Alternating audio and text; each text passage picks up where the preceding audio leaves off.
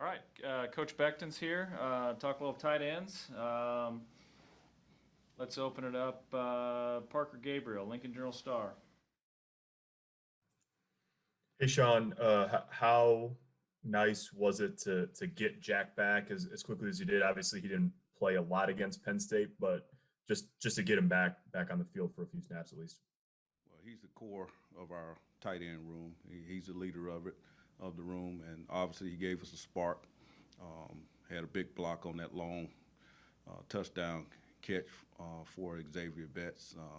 He's worked extremely hard to get back. I knew I was going to play him a little bit limited, throughout that game, and he came in and gave us 4 snaps, really good quality snaps there, and he's early this week he's done well. He started to progress back to take some of his normal reps in practice. Last week we just gave him a few just to try to build him up and get him ready to go, and we're just going to try to accelerate that this week with him and see how it goes throughout the rest of the week. That look with the fly sweep to Xavier, was that one of the reps that you gave Jack, that specific play in practice, or was it not that specific?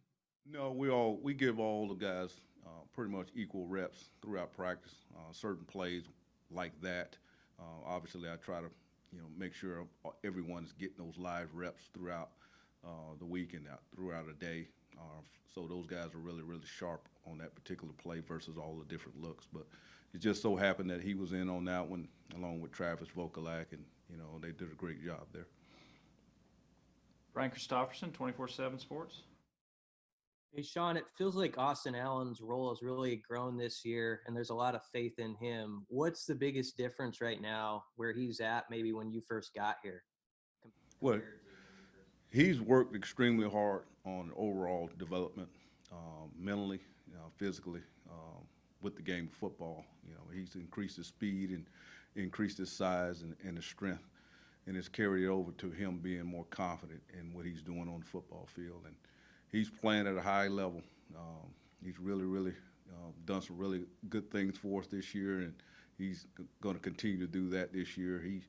He has emerged as one of the guys that the quarterbacks really look for downfield, and he's made some really nice plays vertically for us, and also inline blocking. He's done a tremendous job of understanding what's going on there with defensive fronts and being able to maneuver and adjust there with some physicality.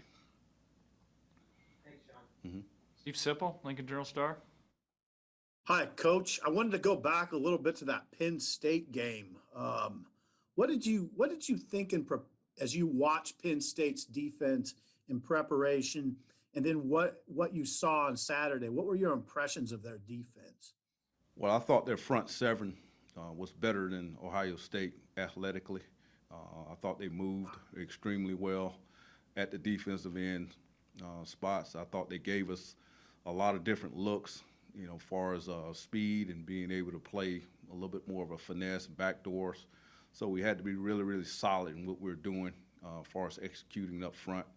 We shortened our footwork all week trying to prepare for those guys, the way they moved and stunted and how quick those defensive ends were. And then the linebackers being able to block those guys out of space. We used some smaller guys and quicker guys to get the speed for us to be able to execute. But they're really talented up front. How much does it benefit you having seen 3 really good defenses right off the bat?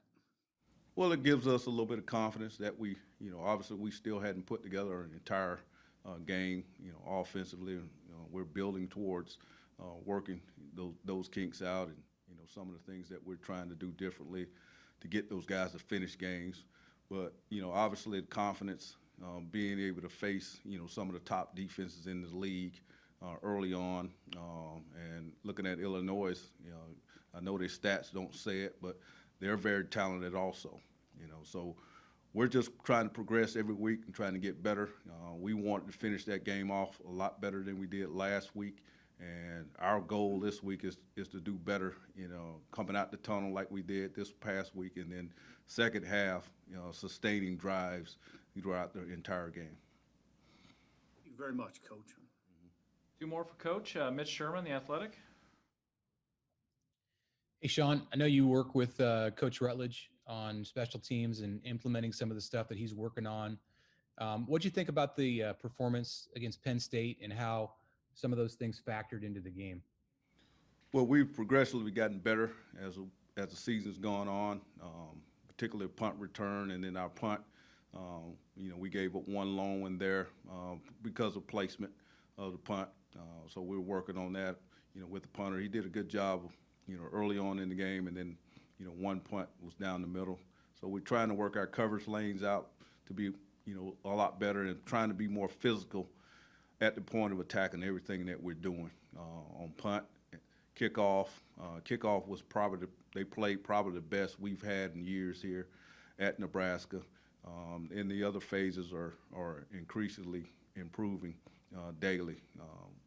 Kickoff return last week, we didn't get very many because their kickoff guy was, kicking it out of the end zone. But we worked extremely hard in that phase also. We knew we weren't going to get very many. So as the schedule goes forward, we're just going to continue to work to improve in all facets of our special teams. All right, last one for Coach Beckton. Back to Parker Gabriel, Journal Star.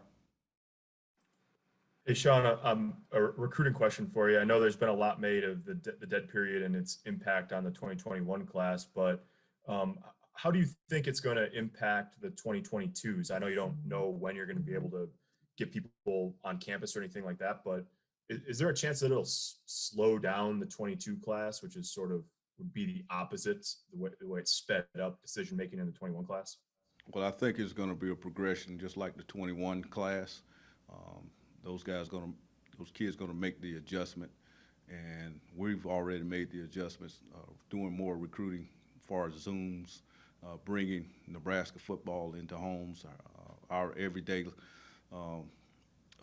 things that we do. We're trying to, on Sundays, it's been a really, really big recruiting day for our Zooms, presentations that we've done, and we're trying to spread them all out, facility tours, campus tours, football, all those different things like they were here on campus. So we're trying to make the adjustment.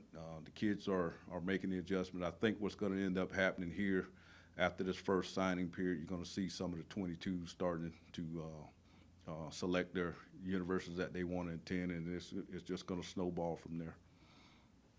And has the dead period been long enough now where do you still feel good about in-person evaluations that you as a staff have had on 22 guys, or is it getting harder to have a board for the 22 class and beyond the longer it's been since you've seen guys in person?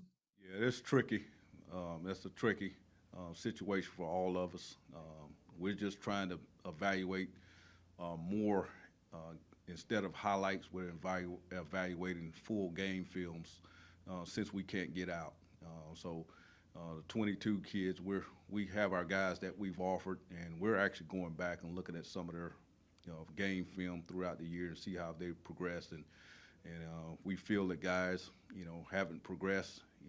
Obviously we're going to put a star by them, but a lot of the guys that we've looked at, we've seen those guys, really improve, from the beginning of the season to the end. All right, thank you, Coach. Short break, and we'll have players.